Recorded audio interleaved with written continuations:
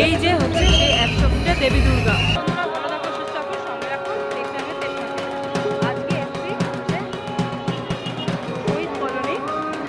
যাদের এবার 75 বছর এবং এখানেই আছে হচ্ছে 100 ফুট দেবী দুর্গার মূর্তি। এখন থেকেই প্রচণ্ড ভিড়, সবে সন্ধ্যাবেলা, তাই যতটা পেরেছি তাড়াতাড়ি চলে আসার চেষ্টা করেছি। আমি আমার দেখা এই প্রথম 100 ফুট দেবী দুর্গার মূর্তি। তাহলে চলুন তাড়াতাড়ি যাই, প্রচণ্ড ভিড়, তাড়াতাড়ি গিয়ে আগে মায়ের মূর্তি দর্শন করাই আর আপনাদেরও সঙ্গে নিয়ে যাব। এটা শুরু হওয়ার আগে আমি হলাম রেশমা আর আপনাদের আমার channel Tech Time with Reshma. তাহলে চলুন 100 ফুট দেবী দুর্গা দর্শন করা যায়। সত্য শহীদ কলোনি, 75 বছর ওনাদের এবার মূর্তি।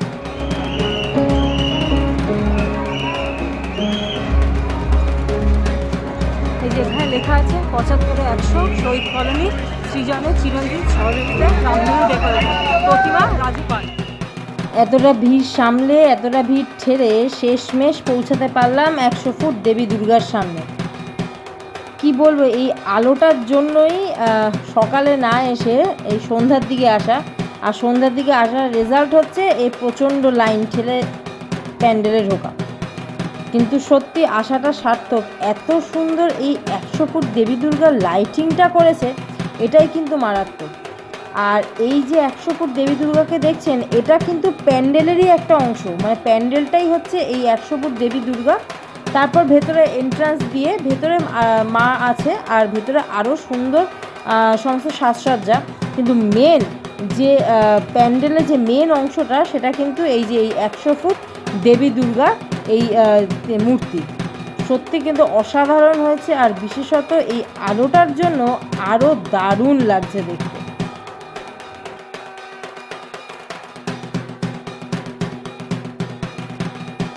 চলুন তাহলে এবার মণ্ডপের ভেতরের দিকে যাওয়া যাক। প্রচণ্ড ভিড়, বেশ কিছুক্ষণ লাইনে দাঁড়ানোর পর শেষমেশ প্রবেশ করতে পারলাম মেন যে মণ্ডপ তার ভেতরে। চলুন তাহলে মণ্ডপের ভেতরে সাজসজ্জাটা একবার দেখে আসি। আর এই হচ্ছে মণ্ডপের ভেতরে সাজসজ্জা। কাজ বলতে গেলে অসাধারণ, আর বিশেষ করে যে রঙের কম্বিনেশনটা দারুণ। তবে বেশিক্ষণ থাকা যাচ্ছিল না, মানে অ্যাকচুয়ালি এত ভিড় ছিল যে বেশিক্ষণ ভেতরে থাকতে দিচ্ছিল না। তবে তার মধ্যে যেটুকুনি দেখলাম সত্যি খুব সুন্দর। আর হচ্ছে এই যে প্যান্ডেলের পুরো দেওয়াল জুড়ে রাখা আছে বিষ্ণুর যে 10 অবতার আছে, সেই 10 অবতারের ছবি। সেটা দিয়ে কিন্তু মেন প্যান্ডেলের ভেতরটাকে সাজানো হয়েছে। আর বিভিন্ন সূক্ষ্ম কাজ তো আছেই, বিশেষ করে যে মাঝখানে যে আয়নাটা রাখা হয়েছে নীল রঙের, এটা কিন্তু দুর্দান্ত লাগছে।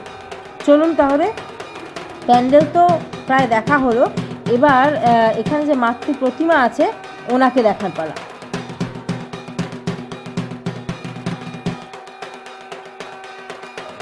সত্যি কথা বলতে প্রথমে কিন্তু আমি বুঝতেই পারিনি এই যে এই মূর্তিটা যে ঘুরছে, এটা দেবী দুর্গা মূর্তি, সঙ্গে কার্তিক, গণেশ, লক্ষ্মী, সরস্বতী। তারপর পরে বুঝলাম আরে এটা তো আমাদের চিরাচরিত মায়ের যে রূপ সেইটা।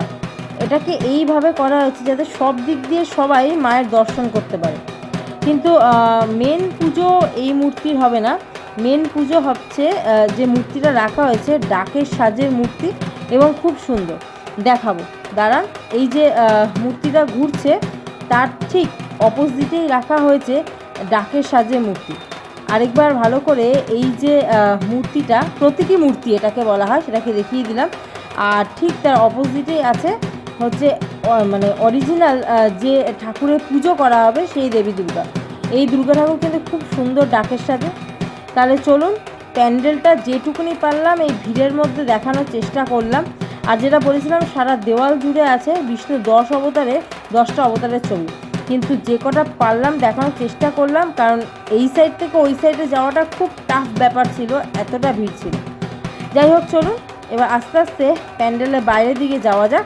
তবে হ্যাঁ, প্যান্ডেলটা এক কথা দুর্দান্ত, আমার তো দারুণ লেগেছে। শহীদ কলোনির এইবার 75 বছর যে পূর্তি, তার যে দেবী দুর্গা অসাধারণ। না আসলে কিন্তু সত্যি বিরাট মিস হতো। এই বছর আমার প্রথম এখানে আসা, তো আসা আমার সার্থক। তো আপনাদের প্যান্ডেলটা কেমন লাগলো? প্রচণ্ড ভিড়, বেশিক্ষণ থাকতে দিচ্ছে না, তাই যতটা পারলাম ভিডিও করার চেষ্টা করলাম। আপনাদের কেমন লাগবে সেটা কিন্তু অবশ্যই কমেন্ট বক্সে জানাবেন। আর ভালো লাগলে লাইক শেয়ার আর চ্যানেলটাকে সাবস্ক্রাইব সঙ্গে রাখুন।